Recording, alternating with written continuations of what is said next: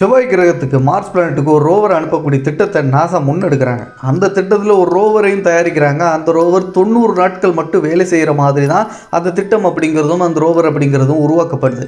But ஆனால் அவங்க நினச்சதை விட கிட்டத்தட்ட 15 வருஷம் அந்த ரோவர் அப்படிங்கிறது செவ்வாய் கிரகத்தில் வேலை செஞ்சு பல எவிடன்ஸ்களை கலெக்ட் பண்ணி பூமிக்கு டேட்டா தான் அனுப்பியிருக்கு. இது எப்படி சாத்தியமாச்சு? இத்தனைக்கும் அந்த ரோவர் அப்படிங்கிறது செவ்வாய் கிரகத்தில் தண்ணீர் இருந்ததுக்கான தடயங்களை கண்டுபிடிக்கிறதுக்காகவும் செவ்வாய் கிரகத்தில் மனிதன் போய் தரையிறங்கி அங்கே அவன் ரிசர்ச்சுகளை பண்ணுறதுக்கு ஏற்ற மாதிரி சூழ்நிலைகள் இருக்கா அப்படிங்கிறத கண்டறியறதுக்காக அனுப்பப்பட்ட ஒரு ரோவர் தான் ஆப்பர்ச்சுனிட்டி அப்படின்னு சொல்லப்படுற ஒரு ரோவர். இன்னைக்கான வீடியோலையும் ரோவர் அண்ட் ஸ்பேஸ் கிராஃப்ட் சீரியஸோடைய இன்றைய எபிசோடில் இந்த ஆப்பர்ச்சுனிட்டி அப்படிங்கிற ரோவரை பற்றியும் அது கண்டுபிடிச்ச ஆய்வுகள், அதை எப்படி தரையிறங்குச்சு, அந்த திட்டத்தில் என்னென்ன விஷயங்கள்லாம் அதை கண்டுபிடிச்சிச்சு, எப்படி எல்லா விஷயத்தையும் ஒரே வீடியோவில் தெரிஞ்சுக்க போகிறோம். வீடியோ கொஞ்சம் கூட ஸ்கிப் பண்ணாமல் ஃபுல்லாக பாருங்கள். வீடியோ பார்த்து முடிச்சதுக்கப்புறம் வீடியோக்கு லைக் கொடுக்க வந்துடாதீங்க. நம்ம சேனலுக்கு தான் முதல்ல இருந்தீங்க சேனலை சப்ஸ்கிரைப் பண்ணி பெல் நோட்டிஃபிகேஷனை கரெக்டாக செட் பண்ணி வச்சுக்கோங்க. வெல்கம் பேக் ஆனது நியூ வீடியோ. நான் உங்கள் சேகர்.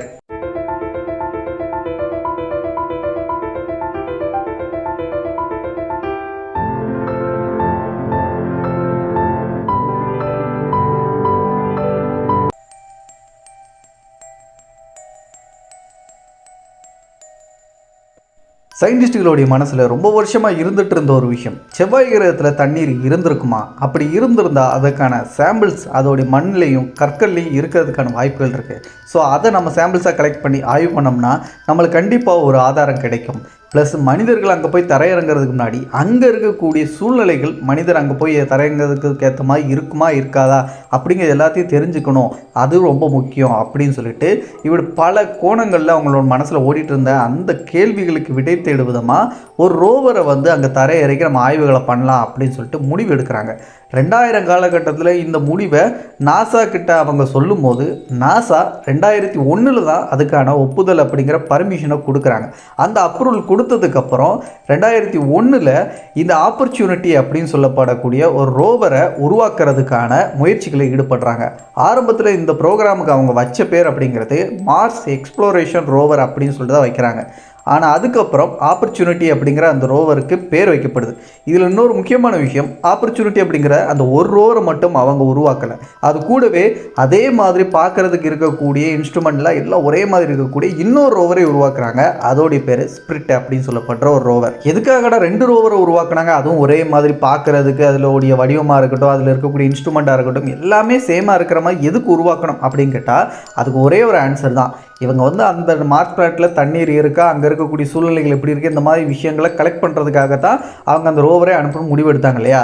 அப்படி அனுப்பக்கூடிய அந்த ரோவரும் ஒரே இடத்துல அவங்க ஆய்வு பண்ணாமல் 2 இடங்களை சூஸ் பண்ணி வச்சுருந்தாங்க. இந்த மாதிரி தடயங்கள் இருக்கிறதுக்கான வாய்ப்பு இருக்குதுன்னு சொல்லிட்டு. ஸோ அந்த 2 இடத்துலையும் 2 ரோவரை தரையிறக்கணும் அப்படிங்கிற நோக்கத்தோடு தான் ஆப்பர்ச்சுனிட்டி அண்ட் ஸ்பிரிட் அப்படிங்கிற 2 ரோவர்களும் ஒரே மாதிரி இருக்கக்கூடிய இன்ஸ்ட்ருமெண்ட்டுகளும் இருக்கக்கூடிய அந்த ரோவரை 2ஐயும் உருவாக்குறாங்க. ரோவரை உருவாக்குறதுக்கான அப்ரூவல் அப்படிங்கிறது 2001 கிடைக்கப்பட்டு அதுக்கப்புறம் 2003 அந்த 2 ரோவரையும் உருவாக்கி அதை லான்ச் பண்ணுறதுக்கான வேலைகளை ஆரம்பிக்கிறாங்க.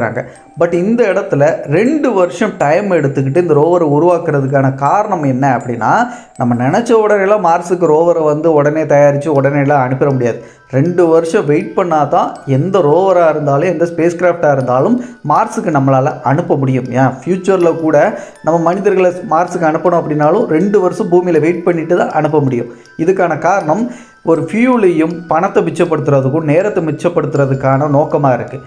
ஏன்னா செவ்வாய் கிரகம் எப்போல்லாம் பூமிக்கு அதோட ஆர்பிட்டில் பக்கத்தில் வருதோ அந்த டைமில் செவ்வாய் கிரகத்துக்கும் பூமிக்கு இருக்கக்கூடிய டிஸ்டன்ஸ் கம்மியாக இருக்கும். இதன் மூலமாக கம்மியான ஃபியூல் எனர்ஜியை பயன்படுத்தியும் நேரத்தை மிச்சப்படுத்தியும் நம்மளால் மார்ஸை அடைய முடியும். ஸோ அந்த ஒரு காரணத்துக்காக தான் வெயிட் பண்ணி அந்த நாளை வெயிட் பண்ணி லான்ச் ஈவெண்ட்டை வைப்பாங்க. அதை காரணமாக வச்சு தான் 2001 இந்த ரோவர்ஸை தயாரிக்க ஆரம்பித்து 2003 லான்ச்சுக்கு தயாரானாங்க.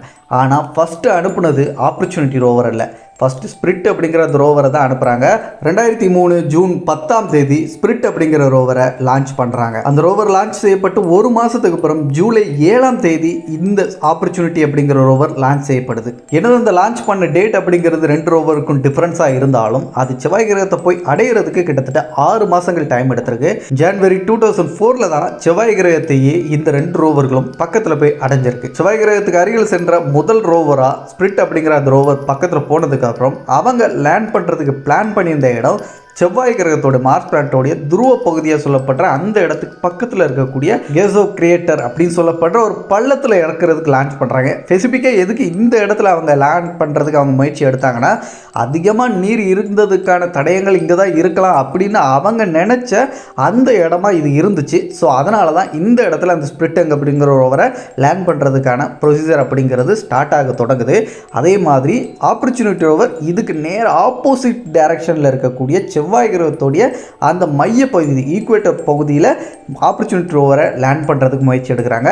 அந்த இடத்தோட பேர் மெரிடினியானியம் பேலனம் அப்படின்னு சொல்லப்படுற அந்த இடத்துல ஆப்பர்ச்சுனிட்டி ரோவரை லேண்ட் பண்ணுறதுக்கான ப்ரொசீஜர் அங்கே ஸ்டார்ட் ஆகுது. பட் இந்த லேண்டிங் ப்ரொசீஜர் அப்படிங்கிறது ரொம்ப முக்கியமான ஒரு நேரங்க மார்ஸ் பிளானட்டை பொறுத்த வரைக்கும். ஏன்னா இதுவரைக்கும் அனுப்பப்பட்ட எல்லா ரோவர்ஸ்களுமே ஆல்மோஸ்ட் லேண்டிங் ப்ரொசீஜரில் ஸ்டார்ட் ஆகி அந்த கடைசி 6-7 நிமிடங்கள் எடுத்துக்கக்கூடிய அந்த லேண்டிங் ப்ரொசீஜர் டயத்தில் நிறைய ஃபெயிலியரை நாசா ஃபேஸ் பண்ணியிருக்காங்க. நிறைய ஸ்பேஸ் கிராஃப்ட்டுகளாக இருக்கட்டும், நிறைய ரோவர்ஸ்களாக இருக்கட்டும், அது எல்லாமே தரையிறங்கிறதுக்கு கடைசி நிமிடங்கள்லாம் எந்த ஒரு சிக்னலும் அனுப்பாமல் கிராஷ் ஆகி அப்படியே அந்த மிஷின் ஃபெயிலியர் ஆகிருக்கு. இதனாலே பல பேர் நாசா மேலே குற்றச்சாட்டுகளை வச்சாங்க. இதெல்லாம் தேவையில்லாத வேலை, ஒரு ரோவரை நம்ம இப்படி அனுப்பி செலவு பண்ணி அது ஃபெயிலியர் ஆகிறதுக்கு அந்த காசை வேறு எதுக்காக செலவு பண்ணலாம் அப்படின்னு சொல்லிட்டு நாசா சயின்டிஸ்ட்டுகளையும் நாசாவையும் குறை சொல்ல ஆரம்பித்தாங்க. ஸோ அந்த ஒரு டயத்தில் இந்த மாதிரி 2 ரோவரை அனுப்பி அதை லேண்ட் பண்ணக்கூடிய அந்த ப்ரொசீஜர் ஸ்டார்ட் ஆச்சுன்னா கண்டிப்பாக எல்லா சயின்டிஸ்டுகளோட மனசுலையும் ஒரு பயமும் ஒரு திக் நிமிடமாகவும் அது இருக்கும். உசுரை கையில் பிடிச்சிட்டு உட்காந்துட்டு இருப்பாங்க. ஆக்சுவலாக அப்படி தான் உட்காந்துட்டு இருந்தாங்க அந்த நேரத்துலையும் கூட. ஸோ அவங்க நினச்ச மாதிரி அந்த லேண்டிங் ப்ரொசீஜர் அப்படிங்கிறது மெல்ல மெல்ல ஸ்டார்ட் ஆகுது. செவ்வாய் கிரகத்தோட அட்மாஸ்பியருக்குள்ளே 2 ரோவரும் நுழைய ஆரம்பிக்குது. நுழைய ஆரம்பித்ததில் முதல்ல ஸ்பிரிட் அப்படிங்கிற ரோவர் தான் முதல்ல நுழையுது. அதில் நுழைஞ்ச அந்த ரோவர் அப்படிங்கிறது அவங்க நினச்ச மாதிரியே அவங்க செலக்ட் பண்ண அந்த லொக்கேஷனை நோக்கி அது லேண்டிங்கை ஸ்டார்ட் பண்ணுது. ஸோ ஸ்டார்ட் பண்ண அந்த நிமிஷத்துலேருந்து கிட்டத்தட்ட 10 நிமிஷம் வரைக்கும் எந்த ஒரு சிக்னலுமே வரலை. அவ்வளோதான் போச்சு, இந்த வாட்டி எல்லாம் கோய்ந்தா தானா அப்படின்னு சயின்டிஸ்ட் நினச்சிட்டு இருந்த அந்த நேரத்தில் சரியாக 10 நிமிஷத்துக்கு அப்புறம் இந்த 2 ரோவர்களும் லேண்ட் ஆனதுக்கப்புறம் அதோடைய சிக்னல்ஸை அனுப்ப ஆரம்பிச்சிது. அந்த சிக்னல் ரிசீவ் ஆனதுக்கப்புறம் தான் சயின்டிஸ்ட்டுகளுக்கே உசுரே வந்துச்சு. ஸோ அது மட்டும் இல்லாமல் அளவு கிடந்த சந்தோஷம், நம்ம ஒரு லேண்டிங்கை சக்ஸஸ்ஃபுல்லாக 2 ரோவரே வச்சு முடிச்சிருக்கோம். ஸோ இது ஒரு பெரிய விஷயம் அப்படின்னு சொல்லிட்டு அவங்களுக்குள்ளேயே அவங்க ஷேக்கன் கொடுத்துக்கிட்டு கெட்டி பிடிச்சி தழுவி அவங்க ரொம்ப சந்தோஷப்பட ஆரம்பித்தாங்க. அந்த மூமெண்ட்டே வேறு லெவலில் இருந்துச்சுன்னு சொல்லலாம். பட் இதில் கூட அந்த ஆப்பர்ச்சுனிட்டி அப்படிங்கிற ரோவர் அவங்க லேண்ட் பண்ணணும்னு நினச்ச அந்த இடத்துலேருந்து கொஞ்சம் தள்ளி ஒரு கிரியேட்டர் பள்ளத்துக்கு நடுவில் போய் கரெக்டாக அந்த இடத்துக்குள்ளே போய் லேண்ட் ஆகி அது சக்ஸஸ்ஃபுல்லாக லேண்ட் ஆச்சு. ஸோ அது அந்த இடத்துல லேண்ட் ஆன முதல் புகைப்படத்தையும் நம்ம பூமிக்கு அனுப்பிச்சி வச்சுது. இப்போ நீங்கள் பார்க்குறது கூட அந்த ஆப்பர்ச்சுனிட்டி ரோவர் எடுத்த முதல் புகைப்படம் செவ்வாய் கிரகத்தில் அது கேப்சர் பண்ணது. இதுக்கப்புறம் 2 ரோவர்களும் அதில் பொருத்தப்பட்டிருக்கக்கூடிய கருவிகளை பயன்படுத்தி அதோட ஆய்வுகளை தொடங்க ஆரம்பிக்குது.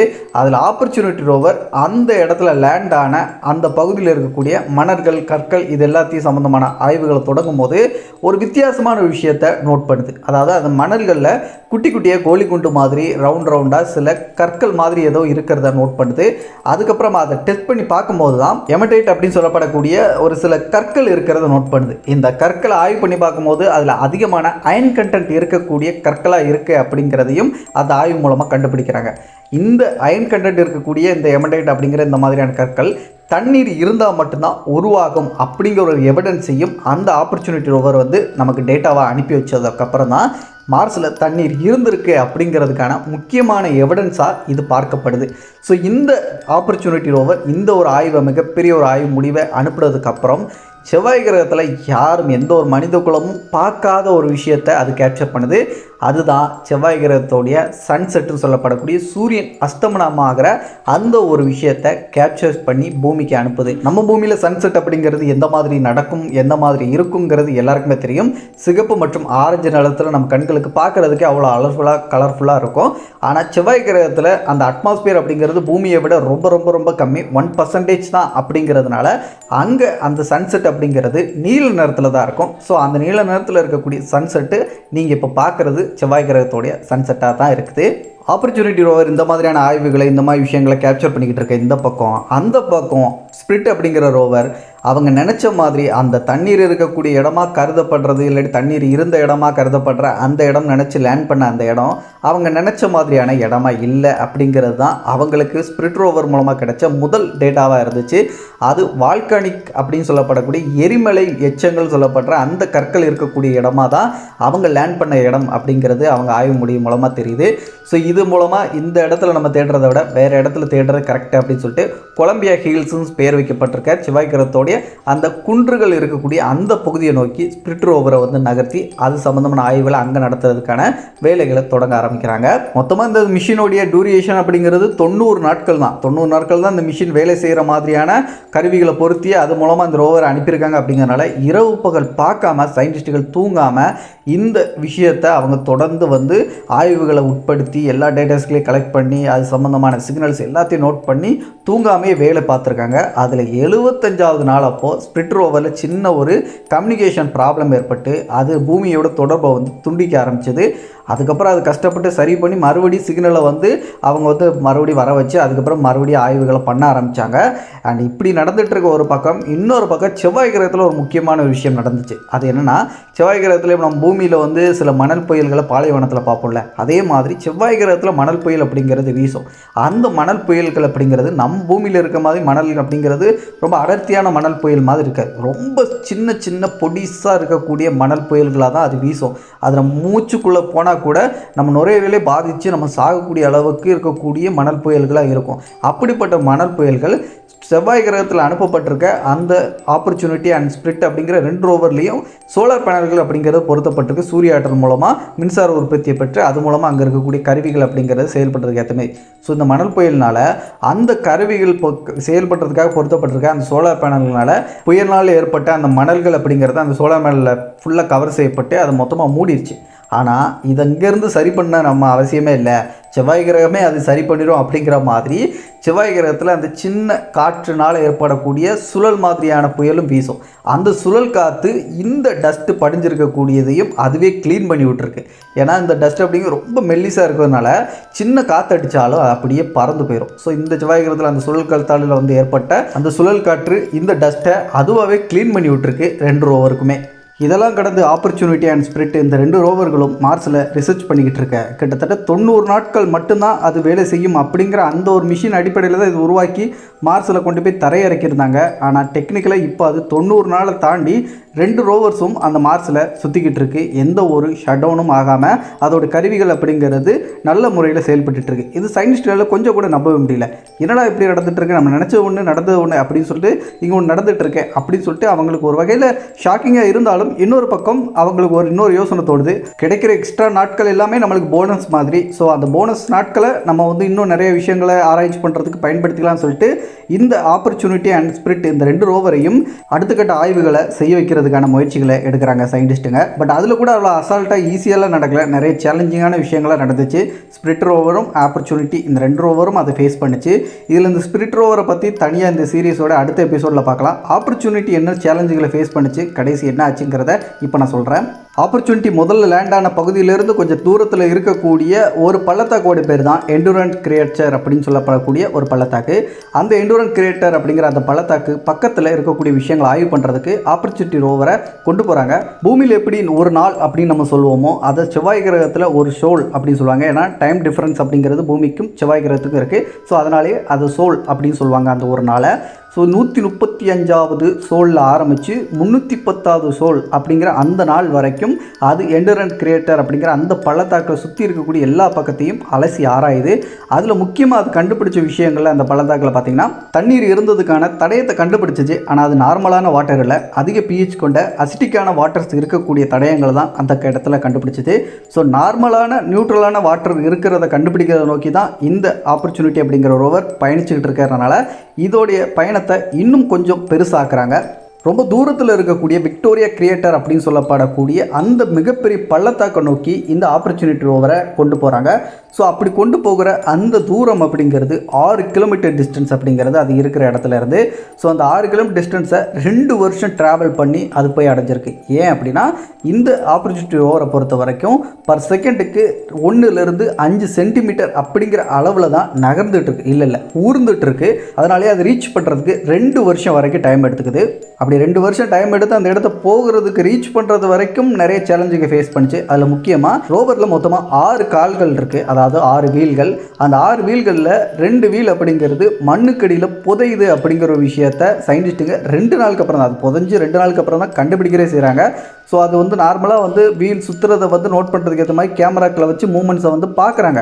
பட் ஆனால் அது சுற்றுறதை வச்சு அது டிஸ்டன்ஸை வந்து கொஞ்சம் கொஞ்சமாக ட்ராவல் பண்ணி கடந்துக்கிட்டு இருக்கேன் அப்படின்னு சொல்லி தான் நினச்சாங்க. ஆனால் அது ஒரே இடத்துல இருந்து தான் அந்த வீல் சுற்றிக்கிட்டு இருக்கேன் அப்படின்னு சொல்லிட்டு லேட்டராக தான் அவங்களுக்கு தெரிய வருது. அதுக்கப்புறம் அதை வந்து சரி பண்ணி அதை வந்து அடுத்த கட்ட பயணத்துக்கு தயார்படுத்துகிறாங்க.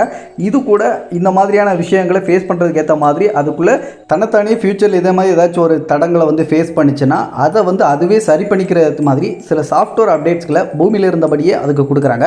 ஏன்னா பூமியில் இருந்துக்கிட்டு எப்போ பார்த்தாலும் இந்த மாதிரி ஏதாச்சும் ஒன்று வந்துச்சுன்னா ஒரு ரிமோட் காரை கண்ட்ரோல் பண்ணுற மாதிரி கண்ட்ரோல் பண்ணிகிட்டே இருக்க முடியாது. தன்னைத்தானே சரி பண்ணுற மாதிரியான விஷயத்தை அது பண்ணால் தான் சரிப்பட்டு வரும், தொடர்ந்து அதோடைய பயணத்தை பண்ணிகிட்டு இருக்க முடியும். அப்படிங்கிறதுனால ஒரு சாஃப்ட்வேர் அப்டேட்டாக கொடுக்குறாங்க. ஸோ அதுக்கு ஏற்ற மாதிரியான விஷயங்களை ஃபேஸ் பண்ணி அதோட பயணத்தை தொடர்ந்து 2 வருஷம் ட்ராவல் பண்ணி அதோடைய அந்த டெஸ்டினேஷனை அது அடையுது. அதுக்கப்புறம் அங்கே ரிசர்ச் தொடங்கின ரோவர் அங்கே அந்த விக்டோரியா கிரியேச்சரோடைய இடத்துல லிக்யூட் வாட்டர் அப்படிங்கிறது இருந்திருக்கலாம் அப்படிங்கிறதுக்கான தடயத்தை கண்டுபிடிக்குது. நியூட்ரல் பிஹெச் கொண்ட லிக்யூட் வாட்டரில் இருந்ததுக்கான அந்த தடயம் அப்படிங்கிறது இந்த விக்டோரியா கிரியேட்டர் அப்படிங்கிற இந்த பள்ளத்தாக்கில் கிடைச்சதை விட எண்டோவர் அப்படிங்கிற அந்த பள்ளத்தாக்கோடைய அடி ஆழத்தில் கிட்டத்தட்ட 23,000 அடி ஆழத்தில் மேபி இதை விட கூடுதலான எவிடன்ஸ் கிடைக்கலாம் அப்படின்னு சொல்லிட்டு இந்த விக்டோரியா பள்ளத்தாக்கை விட்டு அந்த எண்டோவர் அப்படிங்கிற அந்த பள்ளத்தாக்கை நோக்கி ஆப்பர்ச்சுனிட்டி ரோவரை திரும்ப அந்த இடத்தை நோக்கி போகிறதுக்கான பயணத்தை தொடங்குறாங்க.